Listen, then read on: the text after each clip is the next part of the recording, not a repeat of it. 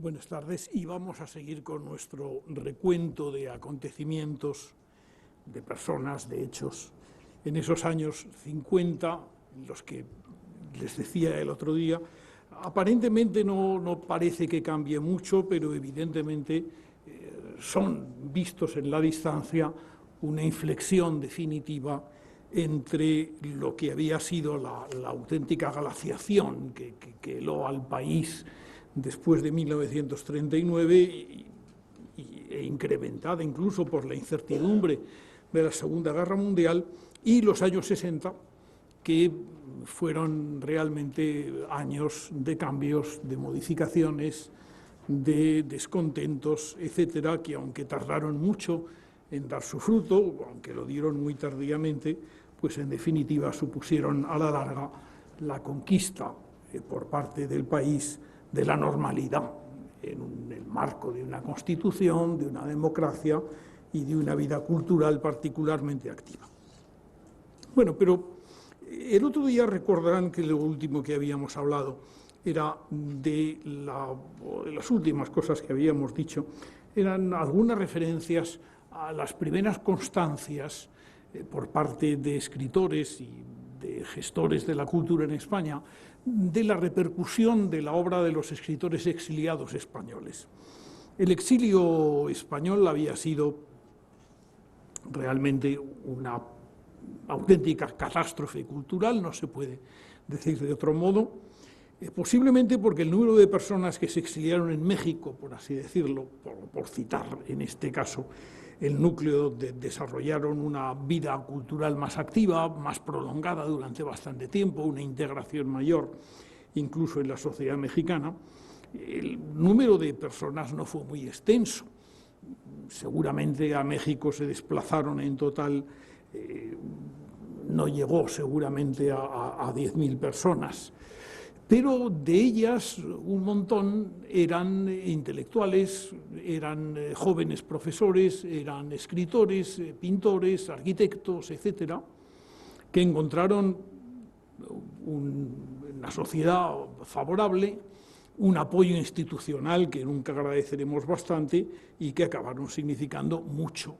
no solamente en la vida americana, en la vida mexicana, sino en la vida de su propio país.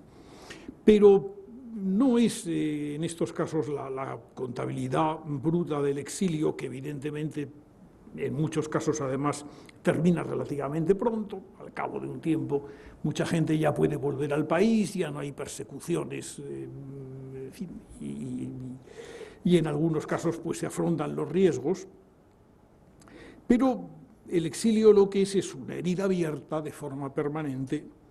que tampoco resulta una herida cuyos bordes estuvieran abiertos siempre. El ingenio de las personas, el afecto, la vida familiar, hizo que muy a menudo el exilio tuviera sus fisuras. Hay una historia que no se cuenta casi nunca, que es la historia del exilio vivido en el marco de las familias que acaban descubriendo que hay una posibilidad de comunicación, las direcciones de antiguos amigos que se intercambian, las cartas que se escriben, los regalos de Navidad, aquellos regalos que se pueden enviar, el turrón, por ejemplo. Ramón Sender, que vivió buena parte de su exilio, la mayor parte de su exilio, en varios destinos de la costa oeste de Estados Unidos, tenía proveedores fijos de turrón en varias familias zaragozanas que eran antiguos parientes suyos o simplemente conocidos por sus colaboraciones periodísticas y que no fallaban ninguna Navidad en hacerle los envíos correspondientes. Muchas personas, por lo tanto, vivieron fuera. En algunos casos hubo visitas, no excesivas, por supuesto, porque los pasajes eran caros, pero hubo visitas mutuas en el marco de la vida familiar, y hubo aquello que muchas veces se ha llamado, a mí me parece que con expresión bastante inexacta, exilio interior. La pregunta concierne a aquellos, en fin, el término concierne a aquellos que se quedaron en España y que se quedaron punto menos que clandestinos, o que muchas veces pasaron un periodo de cárcel, no superaron una depuración si se trataba de funcionarios, de profesores, de lo que fuera, y entonces tuvieron que buscarse la vida como pudieron en casa. Ahora bien, el exilio interior es una vivencia que no tiene demasiado que ver. Muchos de estos exiliados interiores, al cabo del tiempo, lograron con cierta facilidad reintegrarse de nuevo en la vida colectiva del país. Hay recuerdos que quedaron, por ejemplo, inscritos en el nombre que adoptaron muchos, porque muchos que habían empezado ya a publicar alguna cosa, por ejemplo, ese mundo de escritores del que más a menudo hablamos, pues algunos decidieron utilizar un seudónimo el resto de sus días. Por citar algunos nombres, Ramón de García Sol nunca tuvo ese hermosísimo apellido porque se llamaba en realidad Miguel Ángel Calvo. Lo que pasa es que había sido militante republicano, había estado movilizado durante la Guerra Civil, había sido comisario y evidentemente la situación no era como para volver a reanudar la escritura con el nombre que había tenido y aprovechó para adoptar pues, un seudónimo además particularmente bien sonante. Leopoldo de Luis tampoco se llamaba Leopoldo de Luis, su nombre era Leopoldo Urrutia, y el Urrutia disimulaba su colaboración en revistas republicanas que en muchos casos habían leído también. En algunas ocasiones habían encontrado en las trincheras sus propios colegas que luchaban en el bando opuesto. Jorge Campos respondía al nombre de Jorge Renales, en fin, fueron bastantes los escritores que cambiaron el nombre, pero otros no lo hicieron. Otros no lo hicieron y tras un periodo difícil, pues afrontaron las circunstancias de su nueva vida con su nombre y con sus apellidos, pero tampoco tardaron en publicar ni tardaron en reaparecer en las tertulias. Las bromas que a veces se pudieron gastar tenían poco que ver con las bromas a propósito pues, de los que habían estado camuflados, escondidos, o los que habían sido rojos, etc. No pasaron nunca de ser, en la mayoría de los casos, bromas inofensivas. La camaradería se recobró y, por otra parte, los periódicos, las revistas, se abrieron con una sorprendente rapidez, a veces, a los nombres de estos escritores rojos, como decía mucha gente, que se reincorporaron. Pensemos, por ejemplo, en algunos casos cuya trayectoria personal seguiremos en un momento. Ildefonso Manuel Gil, por ejemplo, que había nacido, es el más antiguo de los que voy a citar, había nacido en 1912, era funcionario en aquel momento del Ministerio de Instrucción Pública de la República, había tenido un destino en Teruel, donde fue detenido a los pocos días del estallido del alzamiento militar. Estuvo durante unos meses en la cárcel afrontando las lecturas de las listas de cada noche de las personas que eran apartadas y eran fusiladas al amanecer de ese mismo día. En fin, todo eso que lo contó en una novela preciosa y tardía, Concierto al atardecer, una novela verdaderamente impresionante, quedó atrás, afortunadamente, y ya a principios de los años 40, Ildefonso Manuel Gil andaba buscándose la vida en oficinas, trabajando para el periódico más respetable en aquel momento de Zaragoza, para el Heraldo de Aragón, publicando sus primeros libros, recibiendo incluso homenajes de sus amigos, algunos de los cuales, se ha sabido luego por sus biógrafos, eran espiados celosamente por la policía franquista, que tomaba nota de quiénes eran los que habían asistido, y muchas veces asistían personas que eran inequívocamente falangistas. Ildefonso Manuel Gil, por ejemplo, fue uno de los que ingresó en la institución Fernando el Católico, que fue la fundación que los grupos más activos culturales de Falange Española crearon de la mano de la Diputación Provincial de Zaragoza, y donde Ildefonso Manuel Gil figuró desde un principio, publicó incluso libros sin síntomas de mayor molestia. Blas de Otero tiene una historia. Blas de Otero, que había nacido en 1916, como Antonio Buero Vallejo, era hijo de una familia burguesa y conservadora bilbaína. Él era católico, ferviente, había sido de Acción Católica y fue movilizado por los por los republicanos en el País Vasco, en su país natal. El problema era que la guerra acabó muy pronto en el País Vasco y aunque muchos de los soldados fueron detenidos, llevados a campos de concentración, si no tenían antecedentes peligrosos, lo que se les hacía es que se les ofrecía el incorporarse a las armas nacionales, que fue lo que hizo Blas de Otero, o fue lo que hizo, por ejemplo, otro escritor que tenía antecedentes nacionalistas, José de Arteche, autor, por cierto, de uno de los más hermosos testimonios de la guerra civil vivida desde una disidencia interior, que es su novela, en realidad Memorias, El abrazo de los muertos. Pero en fin, volvamos a Blas de Otero, que bueno, pues había cursado la carrera de Derecho, intenta mantenerse como abogado con muchas dificultades, el dinero de la familia se va acabando, Blas de Otero hace trabajos inopinados. Yo encontré, por ejemplo, cartas suyas en los archivos de Guillermo Díaz Plaja, de un escritor barcelonés, que había tenido mejor fortuna, ¿no?, para camuflarse después del final de la Guerra Civil y que había decidido escribir un libro y compilar las poesías del poeta vasco Ramón de Basterra, trabajo para él que le ayudó, pero de una manera intensa, porque se conservan varias cartas dando cuenta de todas las inspecciones y recuentos que hacía Blas de Otero, al que ayudó Blas de Otero. El caso de Buero Vallejo es un caso mucho más dramático, si ustedes quieren, porque Buero Vallejo era hijo de un militar que se sublevó, que fue fusilado por los republicanos, a pesar de lo cual Antonio Buero Vallejo,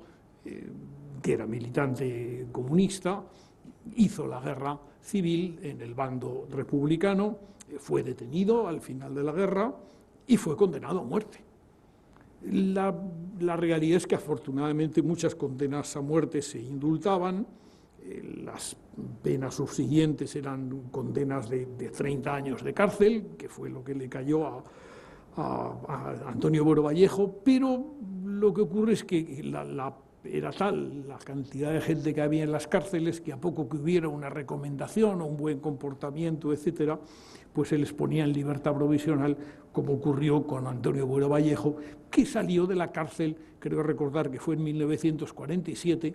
porque cuando el 49 gana el premio Lope de Vega con Historia de una escalera, que es ya historia del teatro español, la historia de una escalera, pues de hecho Antonio Buero Vallejo todavía tenía prohibido residir en Madrid y residía en Majadahonda, en un pueblo en donde es una pequeña población de los alrededores. José Hierro había nacido en 1922 y Hierro también fue capturado como soldado republicano, como le pasó, por ejemplo, a su íntimo amigo José Luis Hidalgo, pero Hidalgo pudo reincorporarse al Ejército Nacional, mientras que José Hierro ingresó en la cárcel, estuvo unos pocos años y salió muy poco después de terminada la guerra. Todos ellos se rebelaron a principios de los años 40 y se rebelaron con éxito y se consagraron a finales de aquel primer decenio de la literatura de posguerra, formando un poco entre todos el equivalente, el primer grupo en el que la guerra está presente de alguna manera en todas sus creaciones y está presente pero con ese sentimiento de, yo diría de algún modo penitencial, con esa idea de superación, de buscar de algún modo la sutura de lo que se había roto, que en la literatura de casi todos ellos aparece, a veces de una manera enormemente explícita. Ildefonso Manuel Gil, por ejemplo, había publicado su primer libro importante en la colección Adonais en 1945, Poemas de dolor antiguo, y entre aquellos poemas no solamente había poemas que recordaban directamente la guerra civil y el dolor y el miedo de los combatientes, sino que incluso había uno paladinamente dedicado a la memoria de Miguel Hernández. No el primero que se publica en España, porque lo primero es una nota de Vicente Aleixandre sobre la muerte de Miguel Hernández, publicada en la revista La Isla de los Ratones, pero sí es el primer poema importante en el que de forma nominal se menciona el nombre de Miguel Hernández en la historia de la poesía española de la posguerra. Blas de Otero, el 43 estaba en Madrid y el 44 rompería con su pasado, pero previamente pues, había publicado obra importante y significativa. Ángel fieramente humano es su primera obra de verdadero valor, igual que, decía antes, en el caso de José Hierro, hemos de tardar un poco para encontrarnos con Alegría y Tierra sin nosotros, que son los primeros poemarios, 47 y 49 respectivamente, en los que José Hierro manifiesta de algún modo, y lo veremos dentro de un momento, no solamente su propia, da testimonio, digamos, de su propia existencia o de su propia subsistencia, sino de lo que para él ha significado y significa pues, el volver a vivir de nuevo. En el caso de Blas de Otero, decía antes que, aparte de publicaciones primerizas, la primera que es importante, el primer manifiesto de lo que Dámaso Alonso llamaría la poesía desarraigada en España, un desarraigo que obedecía fundamentalmente a la vivencia de la Guerra Civil, había sido editada Ángel fieramente humano, que todavía es un libro tributario de los sentimientos católicos, religiosos, profundos del Blas de Otero de aquellos años. Había sido editado por la revista Ínsula en 1950, pero había tenido un serio disgusto porque, presentado como fue al premio Adonais y sin que Blas de Otero, digamos, en aquel momento tuviera antecedentes, la editorial Rialp, que ya se había hecho cargo de esta colección de poesía, que fue tan importante en la recuperación de una obra poética digna en los años de posguerra, la editorial Rialp había preferido darle el premio a otro poeta mucho menos conflictivo que lo era Blas de Otero. El otro poeta era un gran poeta, era Ricardo Molina, el creador de la revista Cántico, el, digamos, jefe espiritual de ese grupo de poetas muy tributarios de Luis Cernuda y de la poesía del 27, pero evidentemente menos conflictivos de lo que podía suponer la lectura de ese libro tan retadoramente titulado Ángel fieramente humano. Ricardo Molina había mandado un libro titulado Corimbo, que fue efectivamente el premio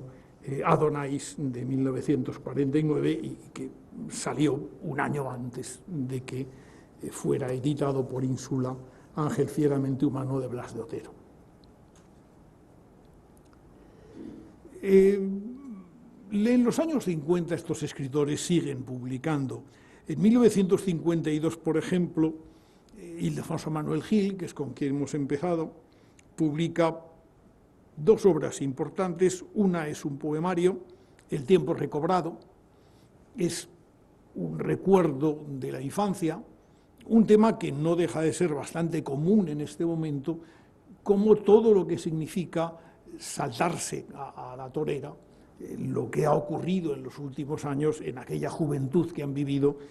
sometidos a los temores y a las zozobras de la guerra civil y sus consecuencias. El tiempo recobrado es un precioso poemario, como lo es también una novela del propio Ildefonso Manuel Gil, La moneda en el suelo. Gil había empezado escribiendo novelas, precisamente, inicialmente en la línea de Benjamín Jarnés. Y La moneda en el suelo es una novela que tiene también un éxito muy rápido y es traducida incluso a varios idiomas, porque obtiene el primer premio de narrativa de novela joven, el premio internacional de primera novela, discernido por el editor catalán José Janés. José Janés, que había sido, por supuesto, como se pueden imaginar ustedes, Josep Janés, un joven escritor en lengua catalana, que había publicado ya libros estimables, que estaba en muy buena situación dentro del mundo de la poesía en Cataluña, pero que después de la guerra había perdido toda expectativa, como en principio la había perdido la propia posibilidad de expresarse en lengua catalana. Janés aprendió, sin embargo, rápidamente la adversidad y se convirtió en editor.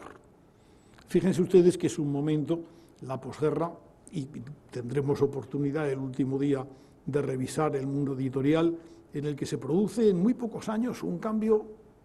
enorme. Quedan muy pocas grandes editoriales de antes de la Guerra Civil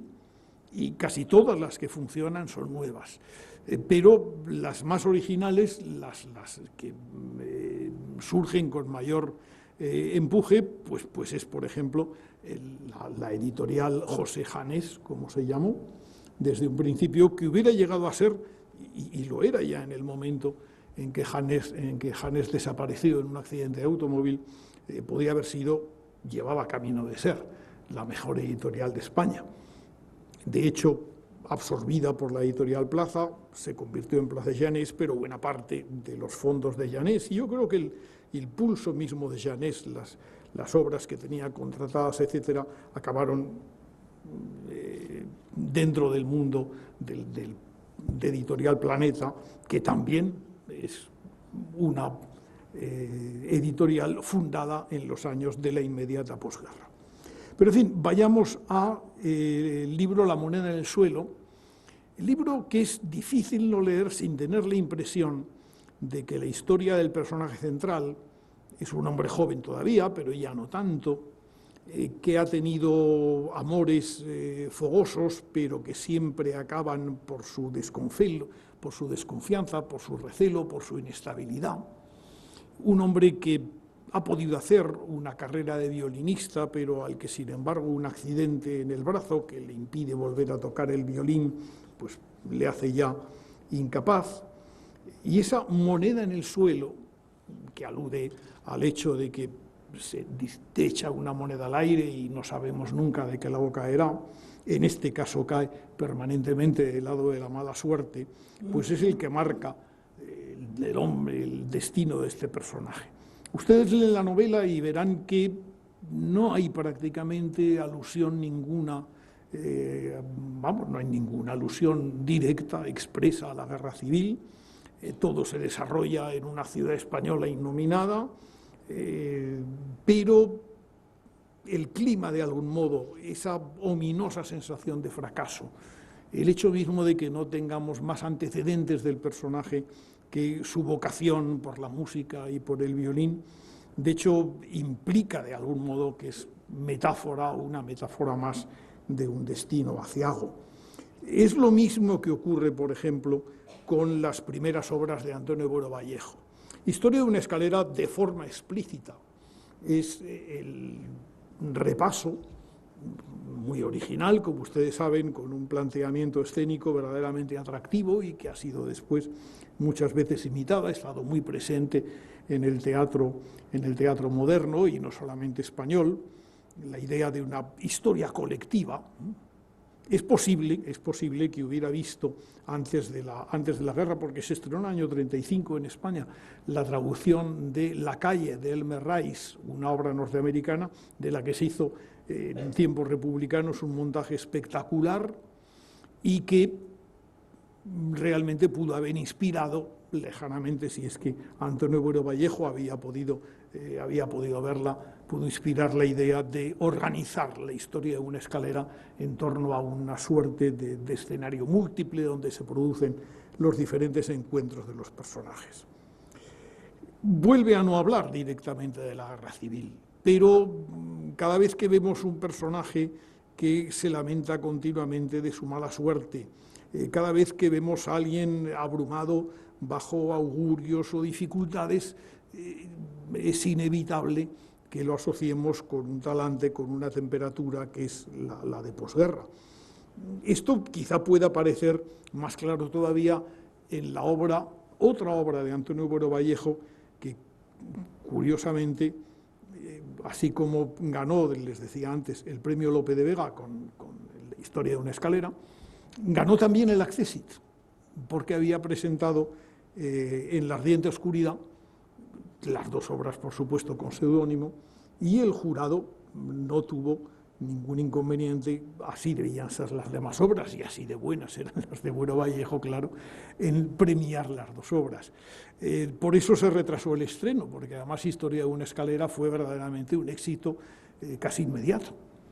Ciertamente que en un teatro dado a la alta comedia en aquel momento, o incluso a obras de tono más bien farsesco, etcétera, donde lo único medianamente original era la comedia de humor fantástico, Edgar Neville o Miguel Miura, etcétera, pues lo cierto es que a los espectadores les debió producir una impresión verdaderamente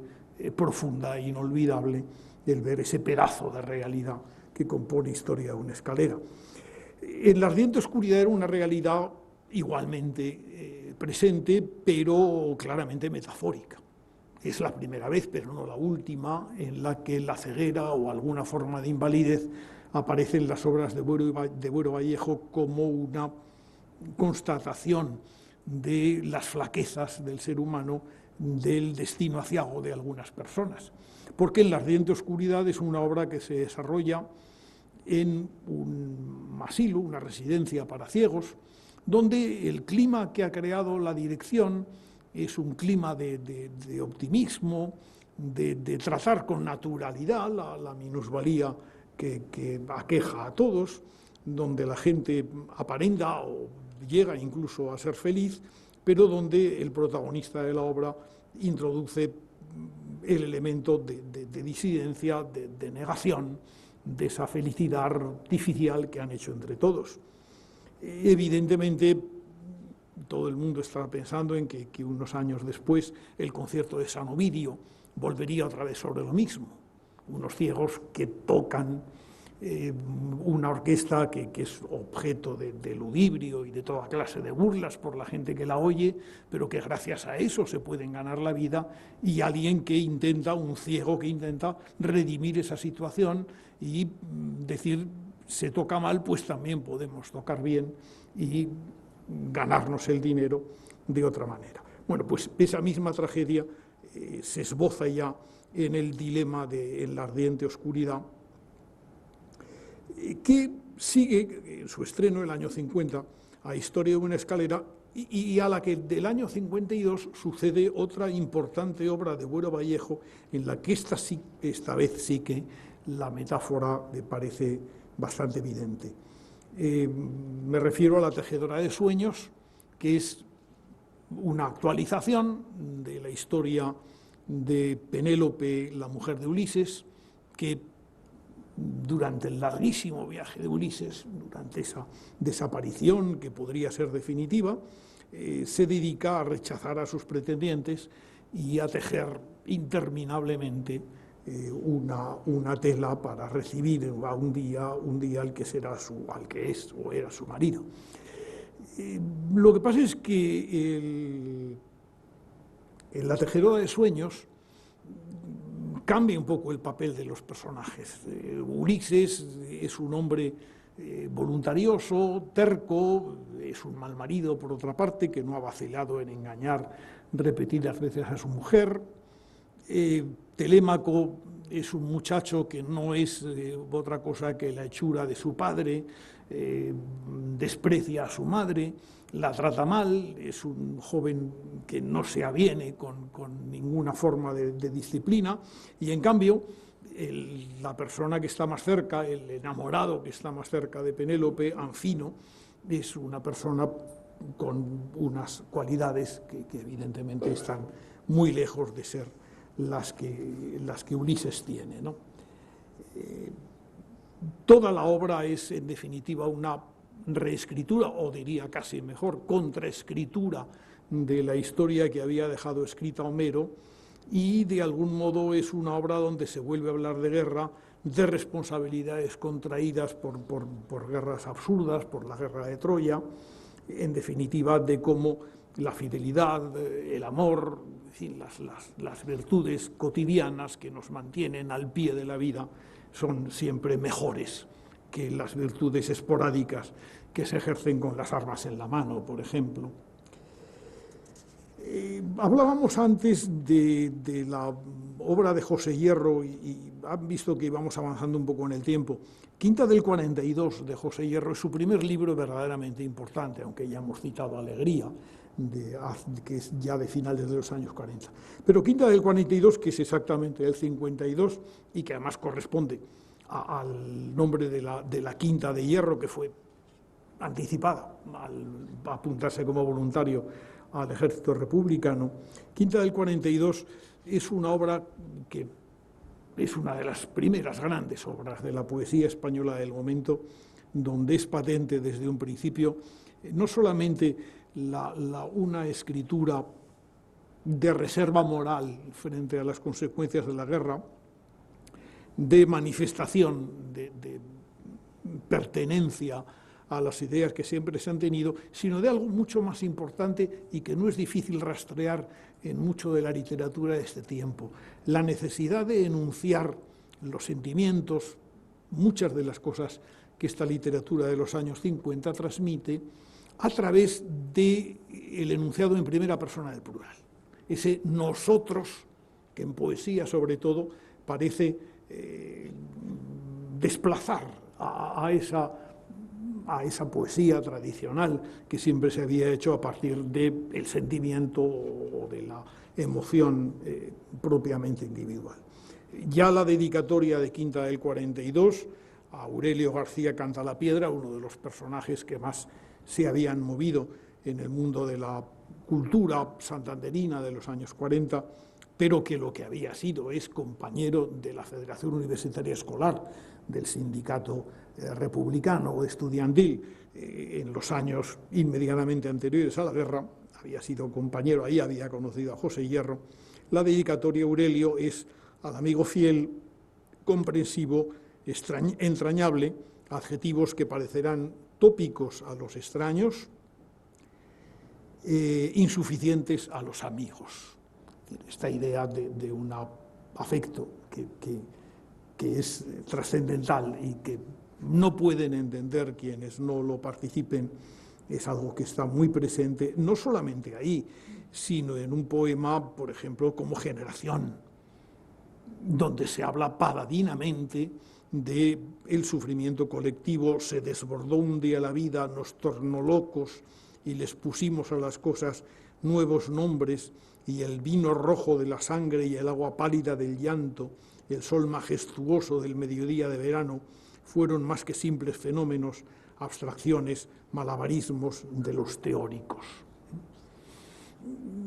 No es a lo mejor fácil entender, fuera de su contexto, por otra parte, estos términos que por un lado parecen apelar al optimismo, a la vitalidad, a la fuerza de conseguir algo, pero por otra parte parecen aludir también al lugar de donde se parte, es decir, al lugar de la prostración, de la sensación de aislamiento, etc. El año 1952, que es el año de estos últimos libros y textos que hemos citado, es el año de uno de los fenómenos literarios verdaderamente curiosos en la España del momento. La poesía española iba bien, aparentemente, en aquel momento, y la realidad es que no iba mal. Piensen ustedes que los años 40, propiamente dichos, están cubiertos por una serie de poetas que eran, por así decirlo, los epígonos de la generación del 27, habían nacido simplemente 8 o 10 años después del núcleo principal de la llamada generación del 27, habían empezado a escribir en revistas, que todavía, en revistas anteriores a la Guerra Civil, habían publicado la mayoría de ellos sus primeros libros allí, pero habían tenido su desarrollo en la España de Franco, y la mayoría de ellos habían estado muy cercanos, por otra parte, a la militancia del franquismo a través de Falange Española. Me refiero a Luis Rosales. Luis Rosales había sido falangista, era una familia importante en Granada, había tenido responsabilidades culturales directas y las tuvo hasta el final de su vida prácticamente. Me refiero también a Leopoldo Panero. Leopoldo Panero había sido inicialmente había estado incluso en la cárcel, igual que su hermano Juan Panero. Juan había muerto en un accidente de coche en plena guerra civil, y Leopoldo, que había aprendido mucho de esas circunstancias, se arrimó a personas como Luis Rosales, que en aquel momento podían favorecer su situación, y Leopoldo Panero se convirtió, y con bastante razón, en uno de los grandes poetas de los años 40. El último era un caso más difícil, Luis Felipe Ibanco. Luis Felipe Ibanco había sido falangista, evidentemente, no había sido movilizado por razones de edad, pero era un hombre de ascendencia republicana, era sobrino de José Bergamín, por ejemplo, que figura más relevante en el medio de la movilización cultural de la República que José Bergamín, que había sido el director prácticamente de la cultura durante el periodo de la guerra. Bueno, pues Luis Felipe Ibanco se mueve allí en ese mundo, del que no tardará en diluirse lentamente, buscando una actitud más personal, a pesar de lo cual Luis Felipe Ibanco escribe en Escorial, es colaborador de Luis Rosales, son los que escriben, por ejemplo, entre los dos, la obra sobre Isabel la Católica. En fin, en definitiva, Luis Felipe Ibanco arrastra, si ustedes quieren, a lo mejor sin su pleno, sino consentimiento, que lo había, por supuesto, sí por lo menos un poco a disgusto, participa muy activamente en esos momentos, aunque, por ejemplo, no esté Luis Felipe Ibanco en el viaje que el otro día recordábamos del año 48 de los poetas españoles del momento para dar recitales en Hispanoamérica. Bueno, pero estos eran, digamos, los grandes poetas del momento, y esa nómina de jefatura, por así decirlo, la va a romper la idea de un joven valenciano, Francisco Ribes, poeta, pero fundamentalmente editor en aquel momento, que decide hacer una antología consultada de la poesía española, es decir, una antología que dé a conocerse a través, como una suerte de manifiesto, a través de la pregunta hecha a una serie de críticos y de poetas importantes, unos 50 y tantos, entre los que están evidentemente las grandes figuras del Parnaso español del momento, y que elijan a los 10 mejores poetas españoles que merezcan ser antologados, y no solamente antologados. Evidentemente, Ribes tenía un antecedente muy presente, la antología poética que Gerardo Diego había hecho en 1932, la antología que consagra a la generación del 27, y en la que Gerardo Diego no había hecho una consulta pública con votaciones, como hizo Francisco Ribes, pero sí una consulta privada, porque disponemos de todo el epistolario intercambiado por Gerardo Diego y los poetas que iban a salir, y que a veces recomendaban a tal amigo o desrecomendaban a tal otro, o planteaban problemas de jerarquía y de idoneidad.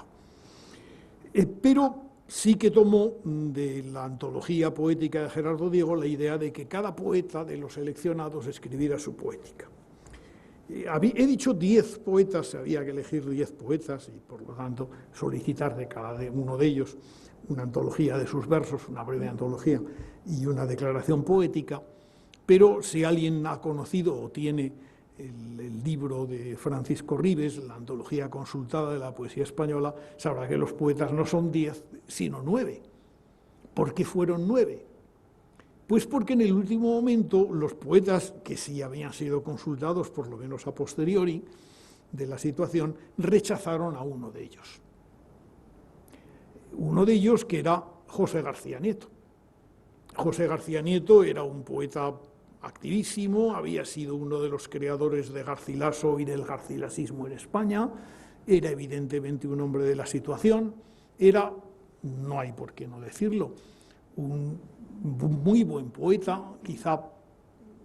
le perjudicaba, como a algunos poetas les ha perjudicado siempre,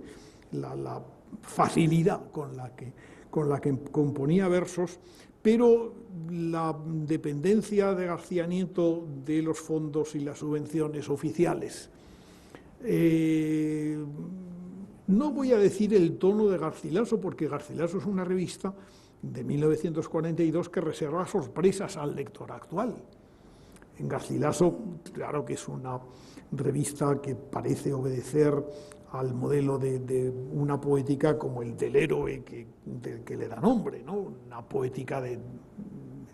patriótica, delicada, una poesía bien hecha fundamentalmente, una poética que no plantee problemas angustiosos, sino problemas de amor intenso, etc. Bueno, pero Garcilaso no solamente es eso. En Garcilaso, por ejemplo, escriben republicanos confesos y manifiestos. Escribe Juan Ramón Jiménez, sorprendentemente. Es decir, que hay que andarse con ojo, porque si los de Garcilaso tributaban culto a Juan Ramón Jiménez,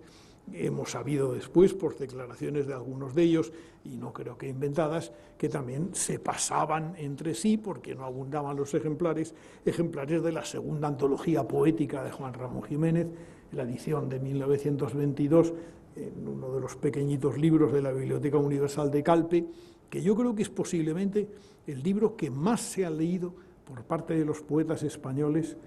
a lo largo del siglo pasado, y desde que salió en 1922 hasta las últimas ediciones, que son relativamente recientes. Bueno, decía que, sin embargo, José García Nieto fue apeado del honor, porque realmente si hacemos una lectura cruzada de las declaraciones que los poetas ponen al frente de sus versos, veremos que todos coinciden prácticamente en lo mismo, en abordar el fenómeno de la poesía como una forma de comunión, en cierto modo, con el dolor, de humanismo, de una cierta sensación, no diré que penitencial, pero sí por lo menos de sobrecogimiento ante responsabilidades, problemas, etcétera, que lo rodean. Fíjense, por ejemplo, sin ir más lejos, el poeta de mayor edad de los reunidos, Victoriano Kremer, que había nacido en 1906. Victoriano Kremer era impresor de profesión, era un hombre de muy modestos estudios, pero había vivido en León, muy cerca, por razones profesionales, del grupo que creó la primera revista importante de posguerra, que se crea precisamente en León, Espadaña. Espadaña es una revista en la que hay algún comunista confeso, el joven Eugenio García de Nora entonces, pero también hay sacerdotes, también hay personas de la más diversa calaña, y por otra parte está el propio Victoriano Kremer, que había sido anarquista. Siendo anarquista, Victoriano Kremer escribió muchos libros, el bueno de Victoriano Kremer, ninguno demasiado bueno, y seguramente los censores indultaron, o simplemente a lo mejor ni se dieron cuenta, que en uno de sus libros del año 47 o 48 había publicado una oda a B.D., que era Buenaventura Durruti, el famoso héroe anarquista que había muerto en el asalto republicano a los bastiones de la ciudad universitaria de los nacionalistas. Bueno,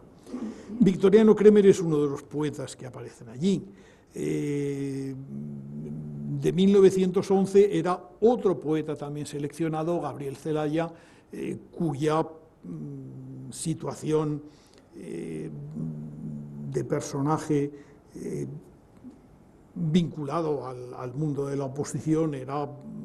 prácticamente conocida de todos. Blas de Otero está también presente, lo está Vicente Gaos, que como toda su larga familia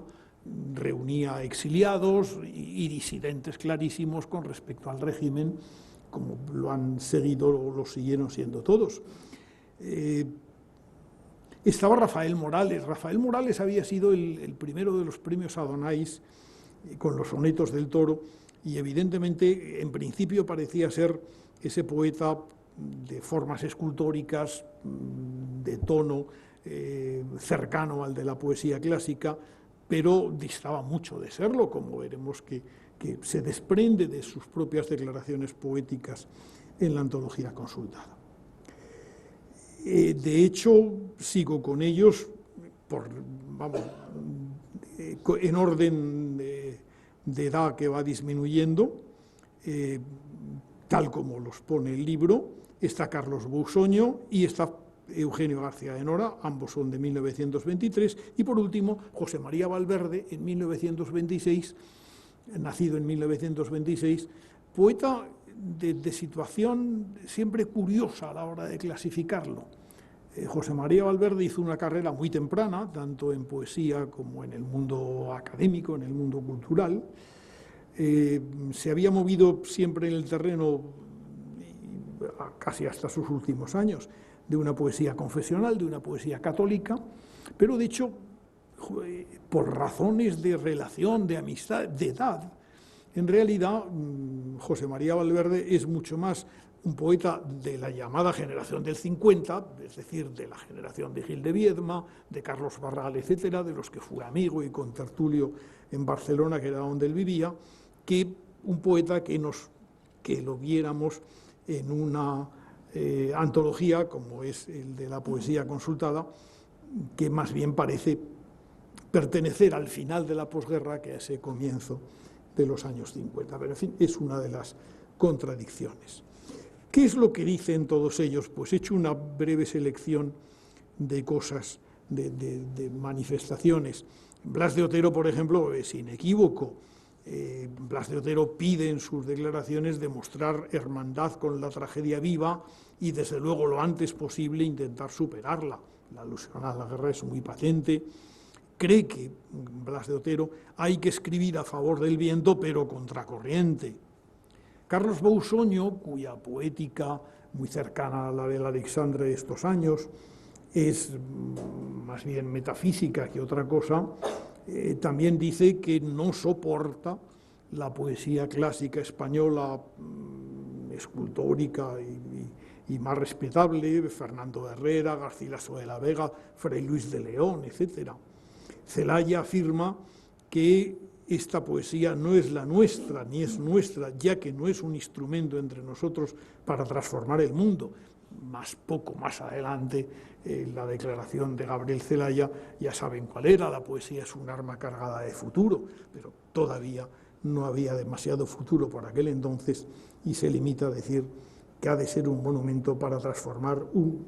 instrumento para transformar el mundo, o un cortocircuito de dos hombres, autor y lector,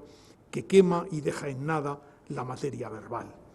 Kremer dice: no creo en la poesía aunque la amo. José Hierro, que es partidario de que la lírica actúe como una conciencia de la impotencia, tal como en libros a los que hemos leído anteriormente, dice que hay tres especies de autores: los que no tienen nada que decir, los que no saben decir lo que pretenden decir, los que no resuenan con su tiempo. Y él preferiría ser de los segundos a tener que ser ni de los que no tienen nada que decir ni de los que no resuenan en su tiempo.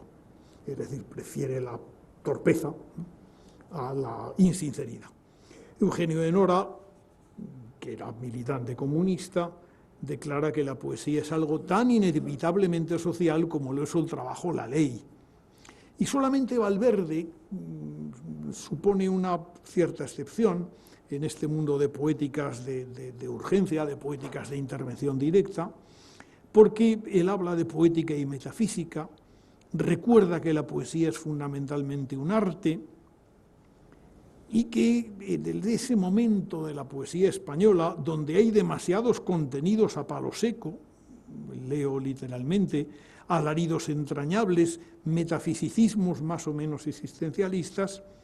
pues hay que procurar recordar que la poesía se compone de poemas, de esos curiosos objetos como piedras, y que éstas se componen a su vez de palabras que hay que escoger.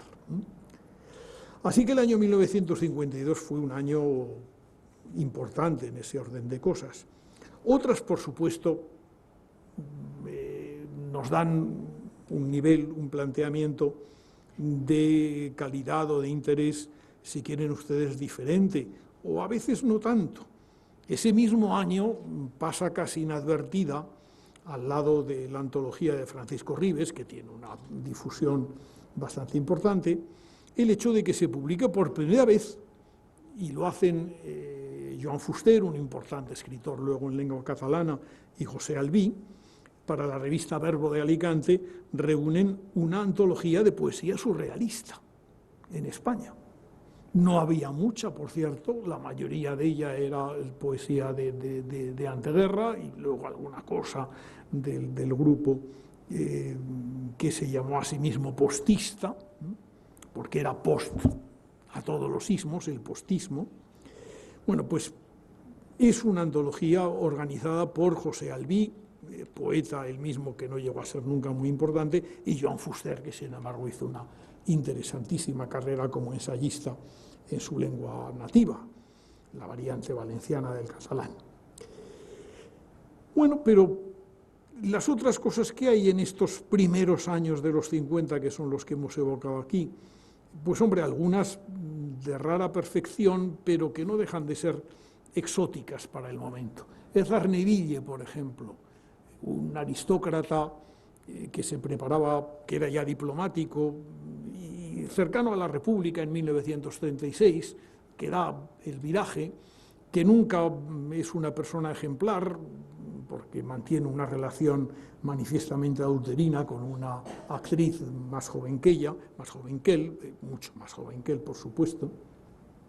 Bueno, pues sin embargo, esa actriz, que es Conchita Montes, quizá la actriz más bella de la pantalla y del teatro español de esos momentos, y seguramente también más inteligente, Conchita Montes, que había sido falangista, y Edgar Neville, que también lo había sido, seguramente por hacer algo, pues este año estrenan El baile, que es una comedia absolutamente prodigiosa, pero que evidentemente, pues claro, se despega de esas inquietudes que hemos visto anteriormente, aunque hoy podamos decir que es indudablemente mucho mejor que todo lo demás que se estrenó en el teatro español de aquel momento. No sé si se puede decir lo mismo, sin embargo, de una novela como La vida nueva de Pedrito de Andía, de Rafael Sánchez Mazas, que es un recuerdo infantil, extraordinariamente bien escrito,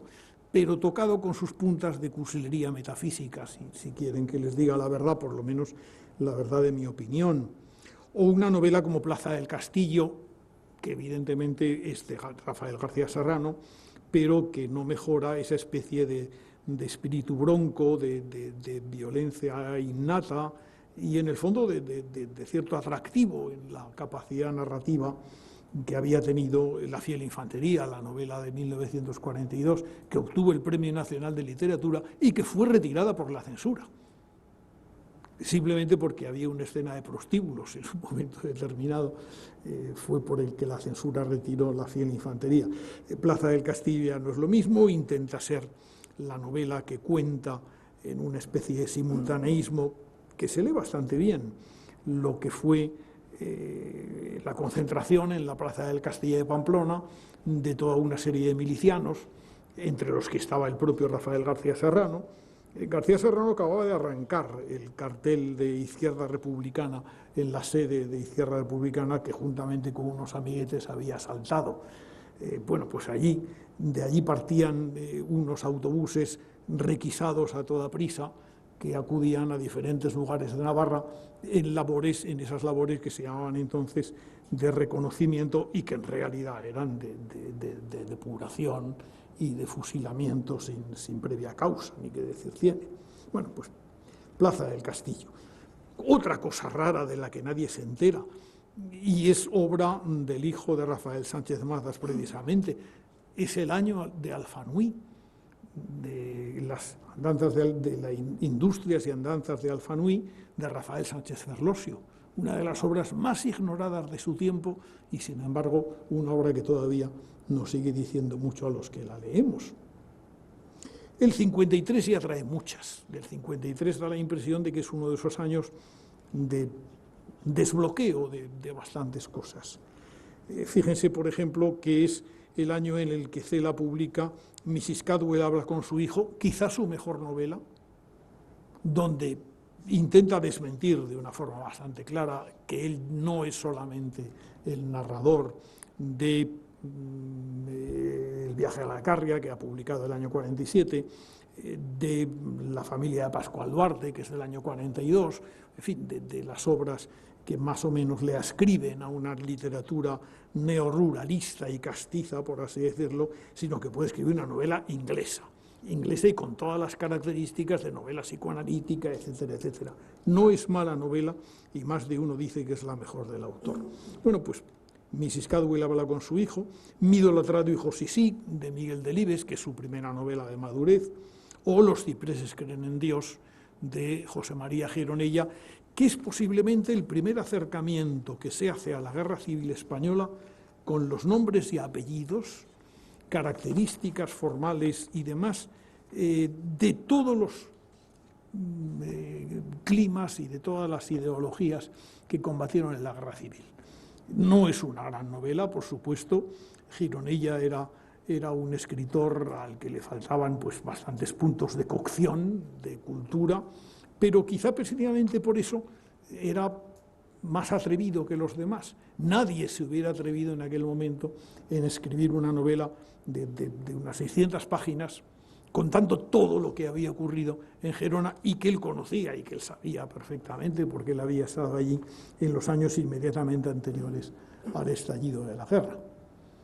Encontró también un editor, José Manuel Lara, pero esa ya es otra historia, es la historia que contaremos el último día. Si ustedes tienen la bondad de hacerlo, pues hasta la semana que viene, si tienen la bondad de venir. Muchísimas gracias y hasta la próxima semana. Que tengan buen fin de semana. Gracias.